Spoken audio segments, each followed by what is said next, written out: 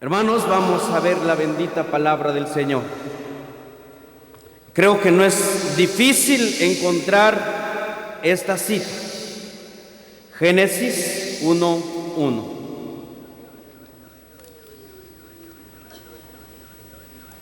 Génesis 1:1 vamos a leer en esta mañana.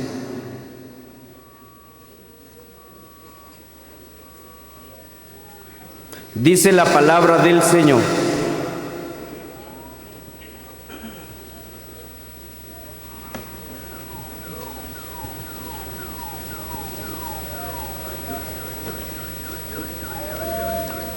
en el principio creó Dios los cielos y la tierra.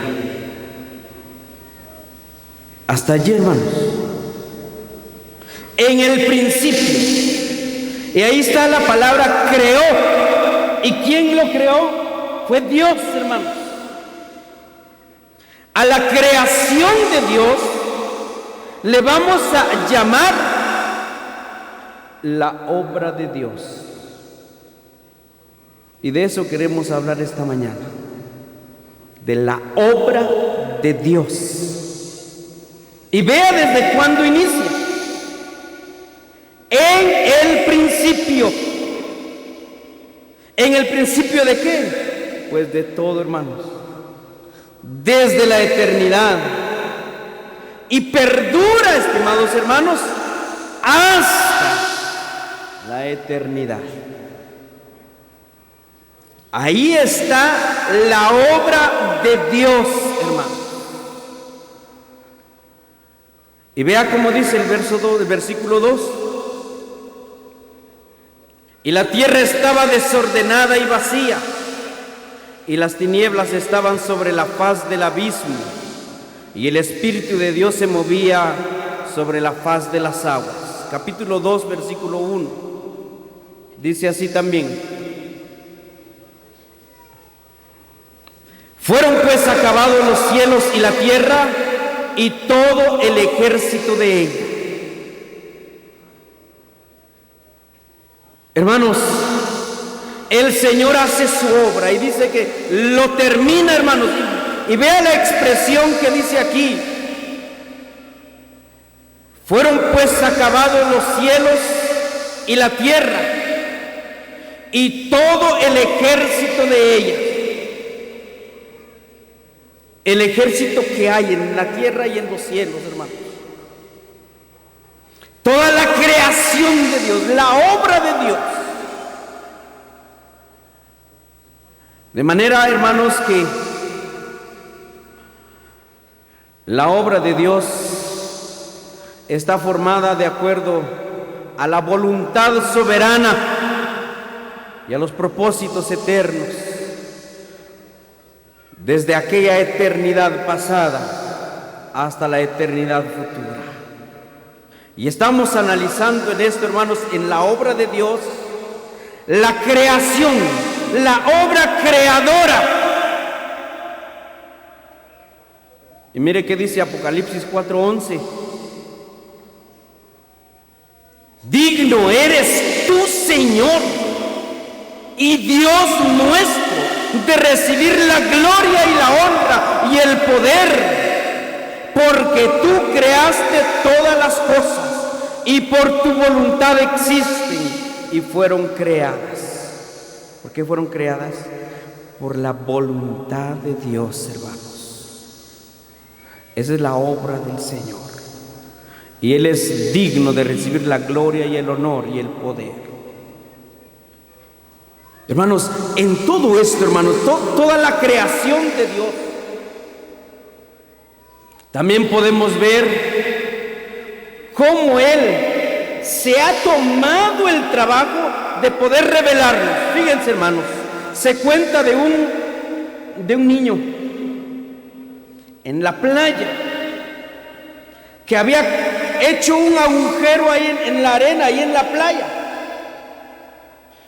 Había cavado ahí un agujero y con un recipiente que él tenía se iba a traer agua ahí del mar. Traía su agua y lo vaciaba ahí en el agujero que había hecho.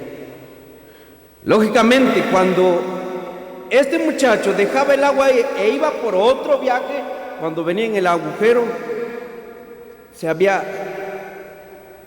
exprimido, el agua se había filtrado en la arena. Y hacía esto una y otra vez, y una y otra vez. Y alguien le pregunta: niño, ¿pero qué estás haciendo? Es que voy a pasar el mar, lo voy a pasar en este agujero que yo acaba de cavar. Y la persona le dice: muchacho, eso no se puede. ¿Cómo vas a creer que dentro de ese agujero que tú acabas de hacer quepa toda esa inmensidad? Todo ese mar no cabe allí. Hermanos, y esto nos ilustra la obra del Señor, como aquel vasto mar que a veces queremos comprender toda su expansión o su dimensión, queremos trasladarlo dentro de esto, hermanos. Dentro de nuestra cabeza queremos trasladar eso. Y hermanos, de verdad, eso es imposible, ¿verdad? La obra de Dios es grande, inmensa, y nuestro entendimiento es diminuto. Hace unos días veía una imagen en las redes sociales del tamaño del planeta Júpiter, y que habían puesto ahí el planeta Tierra. Hermanos, el planeta era diminuto en comparación de aquel gigantesco planeta llamado Júpiter. Y si eso era chiquitito, hermanos, comparémoslo con el Sol. Si la Tierra cayera dentro del Sol, pues ni se notaría, hermanos. Y dentro del planeta Tierra, ahí está usted, ahí está usted, allí estoy yo. Y todo nuestro ser no es el tamaño de nuestro cerebro. Todavía se reduce más nuestro cerebro, hermanos.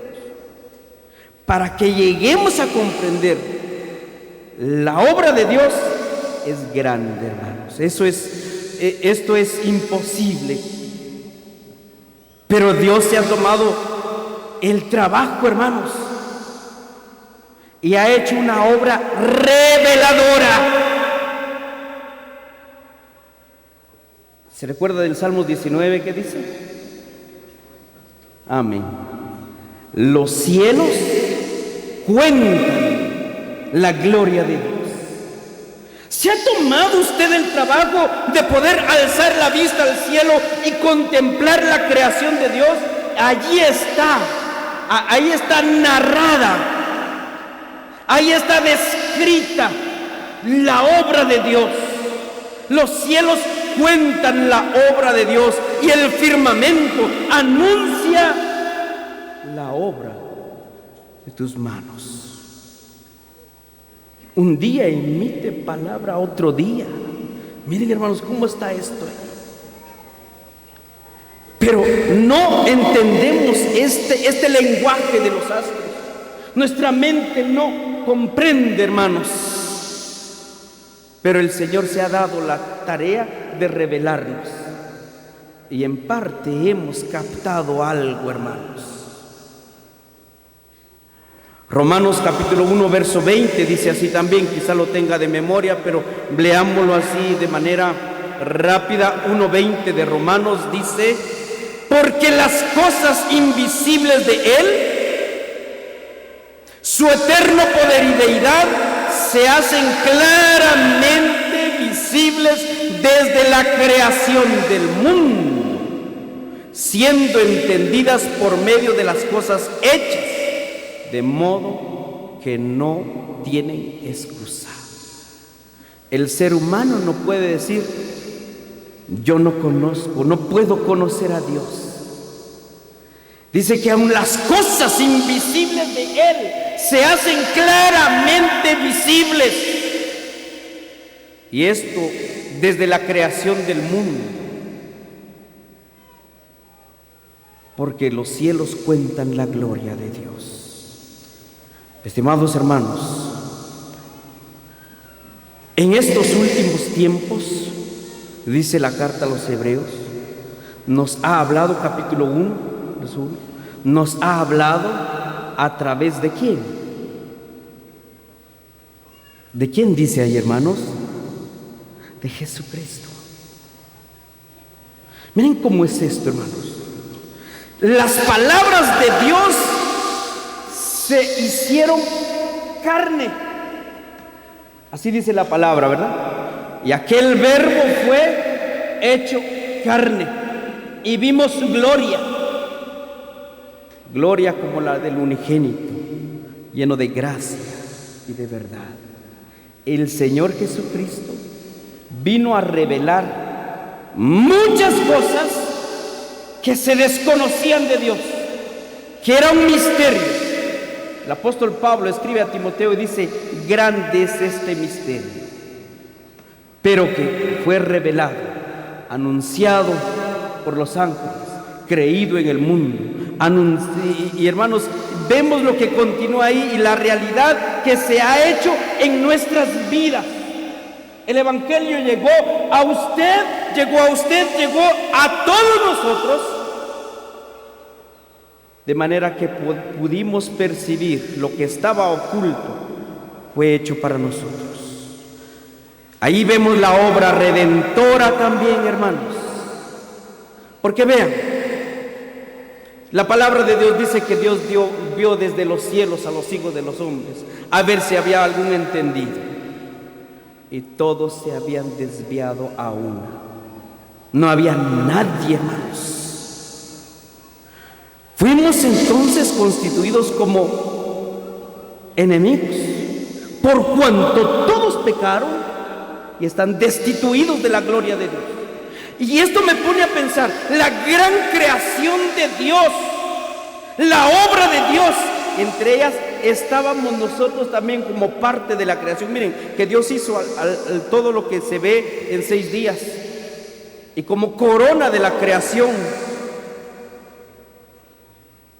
hizo al hombre. Como quien dice, y ahora haré lo mejor. E hizo al hombre y a la mujer para terminar su creación. Pero vimos el capítulo 1, verso 2, que ya estaba desordenado y vacío la tierra, hermanos. Hay ese fenómeno siempre, que lo que Dios hace se distorsiona.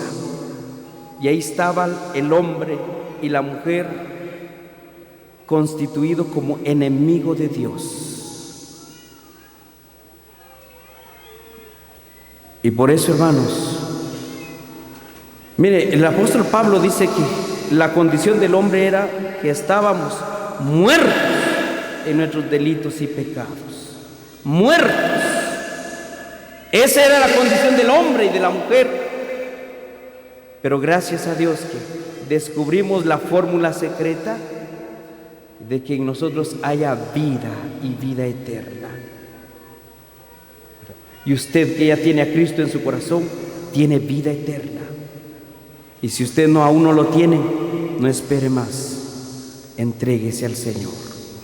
Pero hermanos, si estábamos como enemigos, ahora viene el trabajo de Dios, la obra reconciliadora. Y dice la palabra del Señor en Romanos también, capítulo 5 acá, y el versículo 10. Porque siendo enemigos, fuimos reconciliados con Dios por la muerte de su Hijo.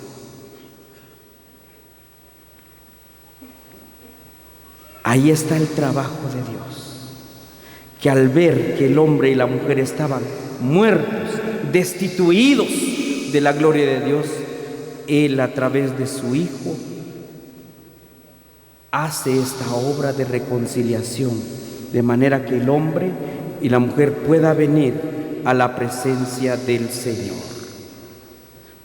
Podemos ver también, hermanos, acá la obra de Dios. Además de esto, podemos dividir la obra de Dios en los tres tiempos que conocemos: pasado, presente y futuro.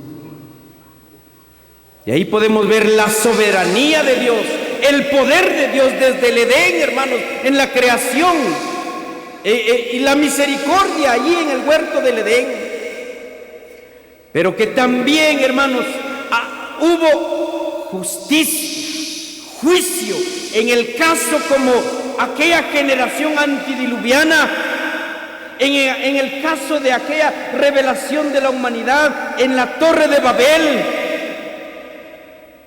y como en aquellas ciudades íconos del pecado conocidos como Sodoma y Gomorra. Ahí estaba el juicio de Dios, pero la obra de Dios también estaba en el llamamiento y promesa en el caso de Abraham, en el otorgamiento de la ley al pueblo del Señor y los profetas al pueblo de Israel, en la encarnación de Cristo, en la muerte de Cristo y el nacimiento de la iglesia, y ahora la obra evangelizadora. Eso lo encontramos desde Génesis hasta las cartas apostólicas. La obra presente, el crecimiento de la iglesia, hermanos. Se nos dijo que ya son 100 años que la sana doctrina, que las asambleas cristianas entraron a Guatemala. ¿Cuántas asambleas hay ahora? El crecimiento de la iglesia es parte de la obra presente del Señor. El ministerio del Espíritu Santo, la obra evangelizadora, pero que también tenemos por delante la obra de Dios en el futuro, cuando seamos parte del arrebatamiento, los juicios futuros y el estado eterno. Hermanos, son los tres tiempos en que la obra del Señor se manifestó, se manifiesta y seguirá manifestándose. Y entre esto, hermanos, entre la obra del Señor, aquí podemos ver, hermanos, que hay algo muy importantísimo. Entre toda la obra de Dios está aquella obra que hace el de llamar, el de traer a alguien para su servicio. Qué maravilloso, hermanos, es este privilegio. Porque Dios puede escoger a hombres tal vez pudientes económicamente, hombres con preparación académica de lo mejor. Pero hermanos, el Señor lo llamó a usted, hermano, a usted, hermana. El Señor nos ha dado ese privilegio. No importa la situación que tenga usted, económica o social, el Señor lo ha llamado a realizar su obra. Y claro, ha llamado, un llamado general, hermanos, en donde hay que realizar la tarea del Señor. Un llamado a realizar la tarea. Y Él pide que se haga este trabajo con diligencia, hermanos. Fervientes en espíritu, sirviendo al Señor, ¿verdad? Porque ha sido seleccionado a ser parte de su obra, a contribuir en la obra de Él. Él pudo seleccionar solo ángeles, enviar ángeles para que hiciera el trabajo aquí en la tierra. Pero hermanos, lo seleccionó a usted, hermana. Nos seleccionó qué privilegio maravilloso, ¿verdad? Pero además del llamado general, hay un llamado específico. Al apóstol Pablo se le dijo, o ahí se describe de él en el capítulo 9 de Hechos y el verso 15. El Señor le dijo: ve, porque instrumento escogido me es este para llevar mi nombre en presencia de los gentiles, de reyes y de los hijos de Israel. Instrumento escogido me es este. ¿Por qué hay una escogencia especial? Porque hay obras específicas donde el Señor quiere utilizarlo a usted. Descubrir ese llamado personal y vivir para cumplirlo es una de las tareas más agradables que ha sido dada a nosotros en calidad de creyentes. ¿Lo está haciendo? ¿O está queriendo abandonar el trabajo? Y si usted está sintiendo el llamado, hágalo, hermano, y con diligencia. Cuando el Señor se dirige a usted, hermanos, hágale caso. Porque si usted se resiste, Él puede desecharlo y utilizar a alguien, pero usted habrá perdido su oportunidad. En el caso de Abraham, fue llamado: vete de tu tierra y de tu parentela. Dejar todo y sin saber a dónde iba, pero él descubrió quién lo estaba llamando y sabía quién era él y le obedeció. Moisés tuvo las evidencias de quién lo estaba llamando también, ¿verdad? Aquella zarza que ardía y no se consumía. En el caso de los discípulos, el Señor Jesucristo los fue seleccionando y los llamó. Y me llama la atención aquel hombre llamado Mateo, cobrando impuestos, pero cuando le dijeron sígueme, dejó todo y siguió, hermanos. Y dejó todo de una vez y para siempre, hermanos. Muchas veces nosotros queremos servir en el Señor, pero queremos hacer algo todavía de nuestra vieja vida. Y no es posible, hermanos.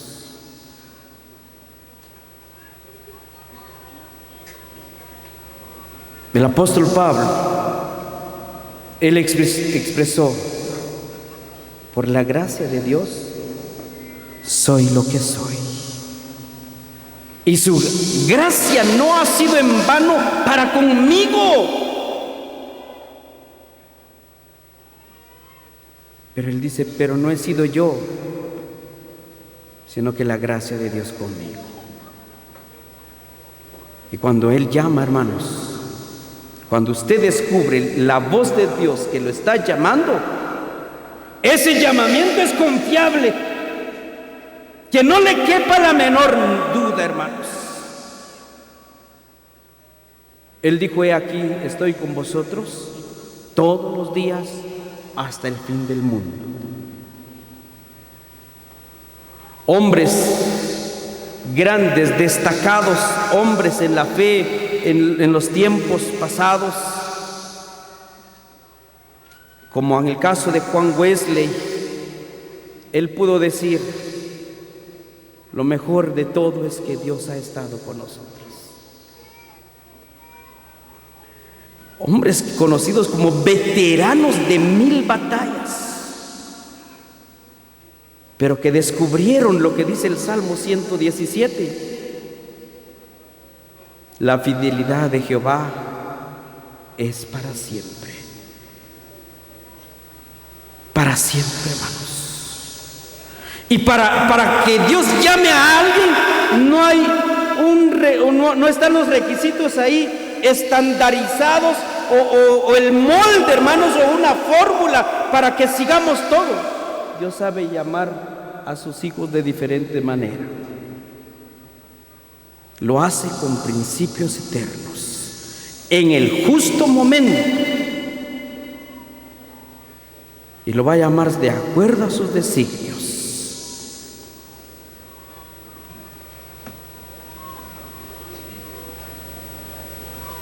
Hermanos, el llamamiento de Dios a su obra. Podemos dividirlo también, que si, ¿de dónde se origina el llamamiento? De Dios. Entonces, podríamos dividirlo por su origen. Hermanos, y por su origen podemos decir que es santo. Por eso le dice el apóstol Pablo a Timoteo: conoce al Señor a los que son suyos. Apártese de iniquidad todo aquel que invoca el nombre de Cristo. Y dice que ese es un fundamento de Dios, un fundamento firme, como un sello que hay, ¿verdad? Conoce al Señor a los que son suyos. Es un llamamiento santo por su origen, porque viene de aquel que es santo, santo, santo. ¿Y para qué nos llamó? Hay un llamamiento con un destino trazado. Y por el destino, hermanos, el llamamiento es celestial, porque para allá vamos. Por tanto, hermanos santos, participantes del llamamiento celestial, Hebreos 3:1, perdón. Participantes del llamamiento celestial.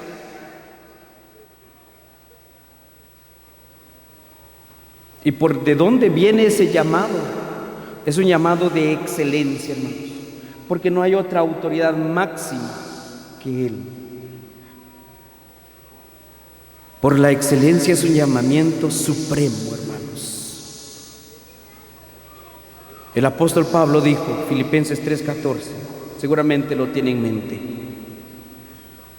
prosigo la meta, al premio del supremo llamamiento de Dios en Cristo Jesús.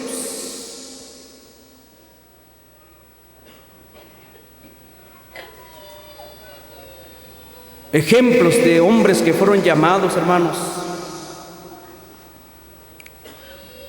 hay muchos en la palabra del Señor. El apóstol Pablo escribe diciendo a los romanos: llamados a ser santos, llamados a ser de Jesucristo y amados de Dios, santos. Miren cómo nos llama, ¿para qué nos llama el Señor, hermanos? Fiel es Dios, por el cual fuisteis llamados a la comunión con su Hijo Jesucristo nuestro Señor. Pasajes como el de Primera de Pedro, capítulo 2, verso 9, que Dios nos llama de las tinieblas a su luz admirable. Y ahí hay hombres que no resistieron el llamado, como Abraham. Deja su tierra y su parentela y sigue al Señor, sin tener un destino seguro en la tierra, pero porque él había puesto la mirada en aquella ciudad cuyo fundamento y arquitecto era nuestro Señor. Encontramos a Moisés, hermanos, dándonos los principios de liderazgo. En Abraham veíamos los principios de la fe, hermanos: confiar sin saber, sin ver físicamente, pero puesto los ojos en el autor y consumador de la fe. En el apóstol Pedro vamos a encontrar un ejemplo de cómo un hombre común y corriente, como teniendo un oficio de pescador, se convierte en un pastor.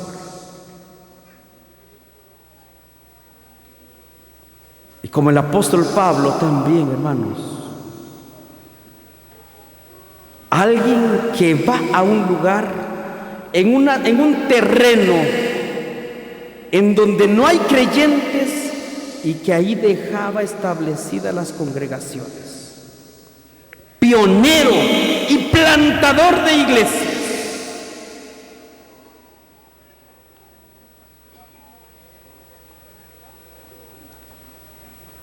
Para muchos en el pueblo del Señor no tienen definido el llamamiento. Y piensan que el deber, cuando se presenta una necesidad, ese es el llamamiento que Dios le ha dado. El de solventar o suplir una necesidad en la congregación. Otros dirán que el llamado es el de la gran comisión, el de ir y predicar el evangelio a toda criatura, el de evangelizar.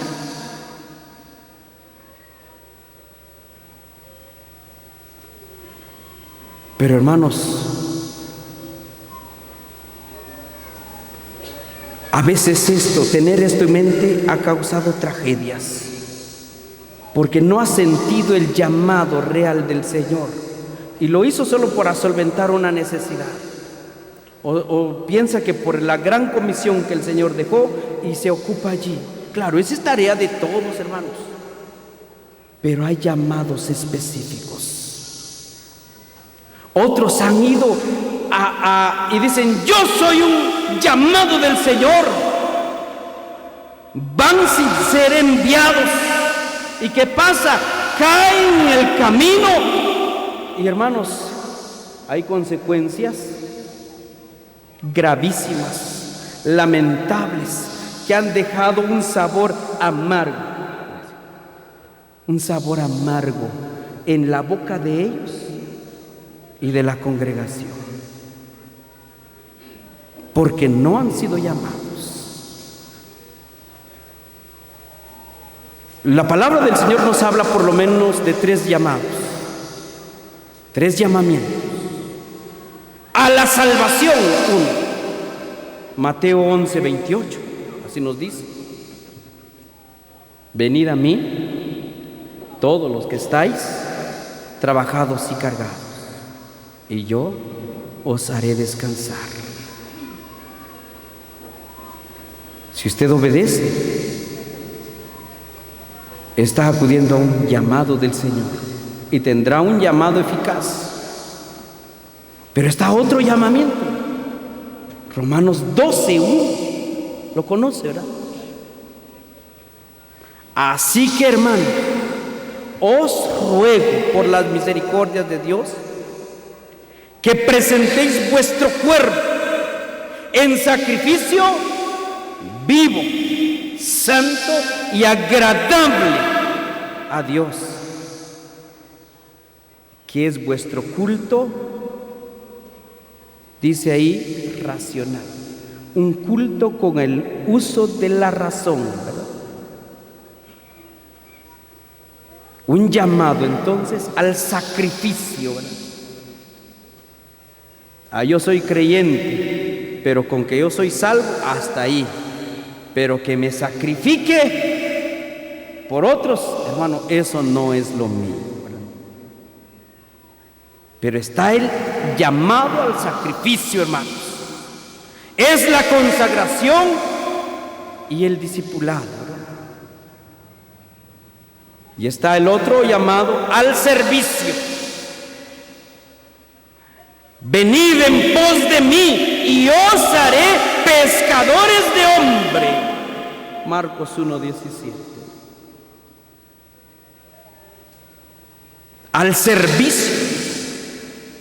Cantamos: quiero seguir las pisadas del maestro, pero solo es de labio. Porque cuando las huellas del maestro van por aquel valle de sombra y de muerte, usted se hace a un lado, ¿verdad? Pero aquel que sigue las huellas del maestro, hermanos, se ha convertido en un siervo del Señor. No importa la senda, seguiremos la senda que el Maestro trazó, dice nuestra alabanza también, ¿verdad? Un llamado al servicio. Es nuestra tarea entonces de averiguar si a qué lugar nos ha llamado el Señor. Tenga en mente esto, hermanos. Me viene a la mente lo de Gedeón. El espíritu de Jehová se poseyó sobre Gedeón. En el hebreo dice allí, en el hebreo dice que podríamos traducirlo como el Señor se vistió de Gedeón. Era Gedeón, se miraba a Gedeón, pero adentro estaba el Señor. Como quien dice, Gedeón, la ropa que tenía era Dios. Así quiere usarlo a usted. Venga al servicio del Señor y esté dispuesto a ser utilizado por el Señor. Que Él bendiga su palabra.